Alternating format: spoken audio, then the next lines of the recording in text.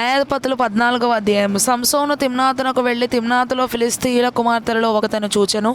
అతడు తిరిగి వచ్చి తిమ్నాతులో ఫిలిష్తీయుల కుమార్తెలలో ఒకతను చూచితిని, మీరు ఆమెను నాకిచ్చి పెళ్లి చేయవలనని తన తల్లిదండ్రులతో అనగా, వారు నీ స్వజనుల కుమార్తెలలోనే గాని నా జనులలోనే గాని స్త్రీ లేదనుకొని సున్నతి పొందని ఫిలిష్తీయులలో నుండి కన్యను తెచ్చుకొనుటకు వెళ్ళుచున్నావా అని అతనిని అడిగిరి.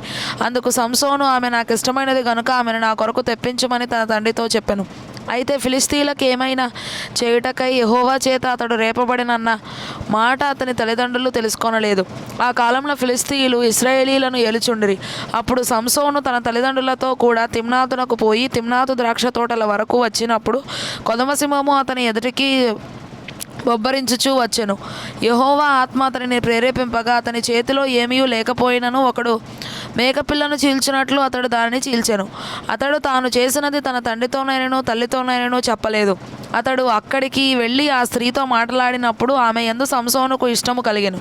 కొంతకాలమైన తర్వాత అతడు ఆమెను తీసుకొని వచ్చుటకు తిరిగి వెళ్ళుచుండగా ఆ సింహపు కళేబరమును చూచుటకై ఆ వైపు తిరిగినప్పుడు సింహపు కళేబరములో తేనెటీగల గుంపును తేనెయు కనబడగా అతడు ఆ తేనె చేతనుంచుకొని తినుచూ వెళ్ళుచూ తన తల్లిదండ్రుల యొద్దకు వచ్చి వారికి కొంత నీయగా వారును తినిరి. అయితే తాను సింహపు కళేబరంలో నుండి ఆ తేనెను తీసిన సంగతి వారికి తెలియజేయలేదు.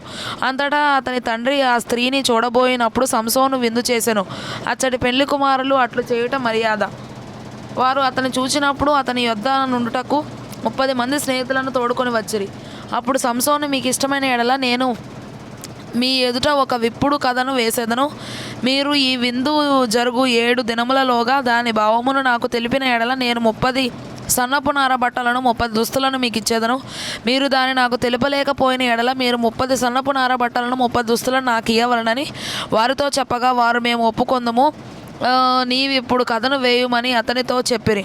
కాగా అతడు బలమైన దానిలో నుండి తీపి వచ్చెను, తిను దానిలో నుండి తిండి వచ్చెను అనెను. 3 దినములలోగా వారు ఆ విప్పుడు కథ భావమును చెప్పలేకపోయిరి. 7వ దినమున వారు సంసోను భార్యతో ఇట్లనిరి, నీ పెనిమిటి ఆ విప్పుడు కథ భావమును మాకు తెలుపునట్లు అతని లాలన చేయుము. లేని ఎడల మేము అగ్ని వేసి నిన్ను నీ తండ్రి ఇంటి వారిని కాల్చివేసేదము. మా ఆస్తిని స్వాధీనపరచుకొనుటకే మమ్మను పిలిచితిరా అనిరి. కాబట్టి సంసోను భార్య అతని పాదముల యొద్ద పడి ఏడ్చుచు, నీవు నన్ను ద్వేషించితివి గాని ప్రేమింపలేదు. నీవు నా జనులకు ఒక విప్పుడు కథను వేసితివి, దాన్ని నాకు తెలుపవైతివి అనగా అతడు, నేను నా తల్లిదండ్రులకైనను దాన్ని తెలుపలేదు, నీకు తెలుపుదునా అని అనినప్పుడు ఆమె వారి విందు దినములు 7 అతని యొద్ద ఏడ్చుచూ వచ్చెను. 7వ దినమున ఆమె అతని తొందర పెట్టినందున అతడు ఆమెకు దాన్ని తెలియజేయగా ఆమె తన జనులకు ఆ విప్పుడు కథను తెలిపెను. 7వ దినమున సూర్యుడు అస్తమింపక మునుపు ఆ ఊరివారు తేనె కంటే తీపి అయినదేది, సింహము కంటే బలమైనదేది అని అతనితో అనగా అతడు, నా దూడతో దున్నకపోయిన ఎడల నా విప్పుడు కథను విప్పలేకయుందురని వారితో చెప్పాను. యెహోవా ఆత్మ అతని మీదికి మరలా రాగా అతడు అష్కెలోనుకు పోయి వారిలో 30 మందిని చంపి వారి సొమ్మును దోచుకొని తన విప్పుడు కథ భావమును చెప్పిన వారికి బట్టలనిచ్చెను. అతడు కోపించి తన తండ్రి ఇంటికి వెళ్ళగా అతని భార్య అతడు స్నేహితునిగా భావించుకొనిన అతని చెలికానికి ఇయ్యబడెను.